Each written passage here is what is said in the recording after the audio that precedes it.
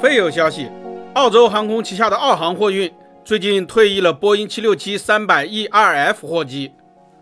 5月17日，注册号为 VH-EFR 的波音767货机执行最后的航班，从香港飞往悉尼。这意味着整个澳航集团都不再拥有这款经典的飞机。波音767是波音公司首款双引擎长途客机，它体积比波音747要小，但随着升级，航程越来越长。由于可以轻松跨越太平洋，加拿大航空、美国航空、日本航空、韩亚航空和澳大利亚航空等公司纷纷引进，环太平洋飞行的成本得以大大降低。中国也曾经是波音767的大用户，国航历史上拥有过15架。中国航司从上个世纪80年代陆续开始引进，那时它不仅承担了国际运输任务，也被用来对付高密度的枢纽客流，为民航事业的发展做出过巨大贡献。2018年的9月30日，中国最后一架波音767客机退出了运营。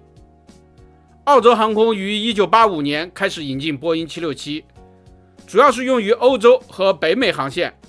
它总共引进过38架767，型号包括波音767-200ER 和767-300ER 两种。2014年底，澳航最后2架767-300ER 客机退出运营，澳航集团从此只拥有767-300ERF 货机。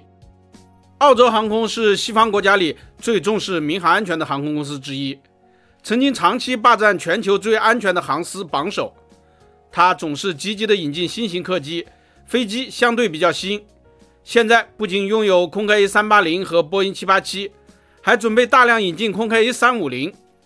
但从整个澳航集团来讲，它也很懂得艰苦朴素，至今还有福克100和 BAE 146。完整的澳航集团包括澳洲航空、澳航快运、澳航货运和捷星集团等，包括干线、支线、客机、货机所有机型在内，澳航集团当前共有362架飞机。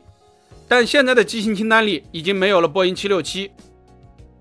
不过在澳大利亚仍然可以看到波音767，比如说塔斯曼航空货运公司还有2架身披 DHL 的涂装。此外，巴布亚新几内亚公司2架破旧的767-300ER 也还在飞往悉尼和布里斯班，只不过他也正在努力赚钱，说要替换掉这2架过时的波音767。全球许多小型航空公司也青睐767，因为它是最便宜的远程飞机。年月久远的二手767售价仅仅300万美元左右，但是依然可以轻松越洋。所以2021年，肯尼亚还有航空公司租赁了40年的波音767-200F 货机，用来飞香港和阿布扎比等地。许多飞友可能都以为波音767已经停产了，其实并没有。它的货机和加油机依然在不断交付。资料显示，2024年以来，还有3架货机分别交付给了 UPS 和联邦快递。波音767飞得远，镜头大，个头也适中，它在中低密度远程货运市场上的地位，至今没有人能够取代。波音767的技术当然是已经比较老旧，主要问题是发动机的燃油效率不符合未来的环保标准。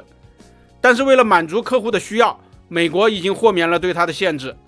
这款经典的飞机还会再生产一段时间，有评论认为最终可能生产到2033年左右。不过这份豁免现在也只适用于美国，有关法规生效后，767货机仍将可能无法飞往欧洲等地。因此 UPS 和联邦快递都表示将尽快寻找替代机型，例如空客 A330-200 P2F。 所以趁还有机会，飞友们要抓紧啊。本期咱们就聊到这里，下期见。